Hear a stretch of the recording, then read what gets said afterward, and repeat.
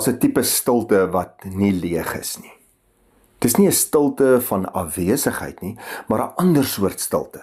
'n Stilte wat aan jou vreet, 'n stilte wat vol is, 'n stilte wat swanger is met woorde wat nooit gesê word nie.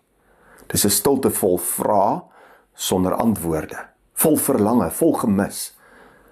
Dis 'n stilte waarbinne stemme fluister. Nie harde stemme van mense van buite af nie, maar daardie sagte fluistering van herinnering, van pyn, van hoop, van kritiek en selfs van God. Wanneer jy in die oggend wakker word en jou huis is stil, maar jou kop is vol. Vol gedagtes oor wat was, wat dalk wag, wat dalk nooit gaan wees nie. Dan is jy midde in daardie stilte, maar jy is vol stemme.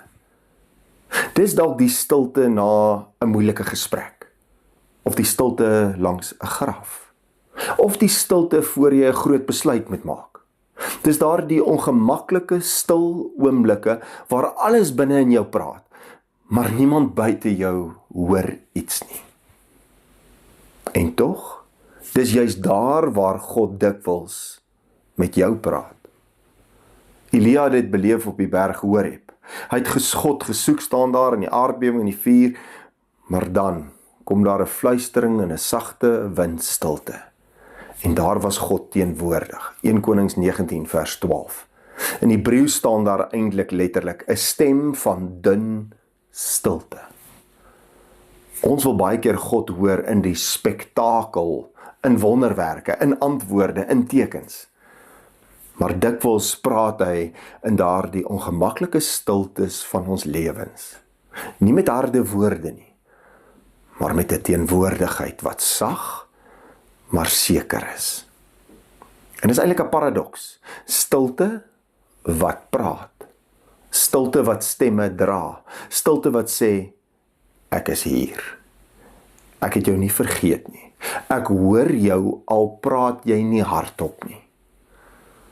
Miskien is die uitdaging vandag nie om God se stem harder te hoor nie, maar om ons eie wêreld stiller te maak.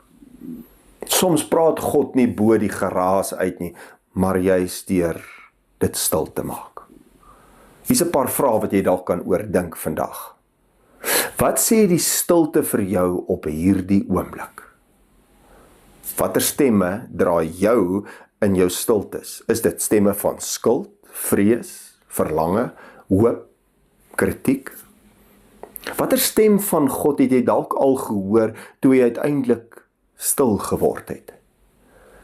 En watter stem probeer jy dalk stil hou in jou lewe? Kom ons bid saam. Here, U weet hoe vol ons lewens soms van stemme is. In ons stilte is daar eintlik 'n magdom van stemme wat met ons praat. Ons stiltes is dikwels swanger met woorde wat nooit gesê word nie. Stemme van hartseer, stemme van eensaamheid, stemme van skuld, stemme van onsekerheid.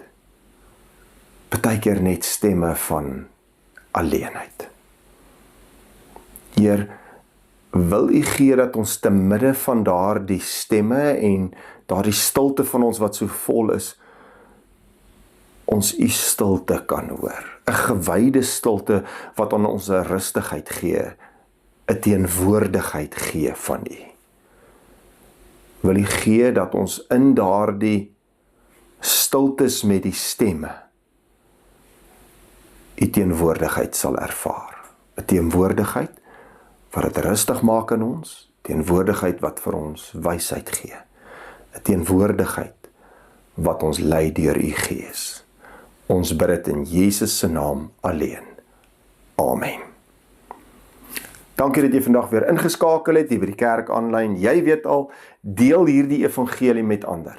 Dalk is daar iemand wat tussen al die stemme van die wêreld net vir 'n oomblik daai stilte kan beleef en net iets ervaar van God se teenwoordigheid te midde van stemme in stilte. Tot 'n volgende keer.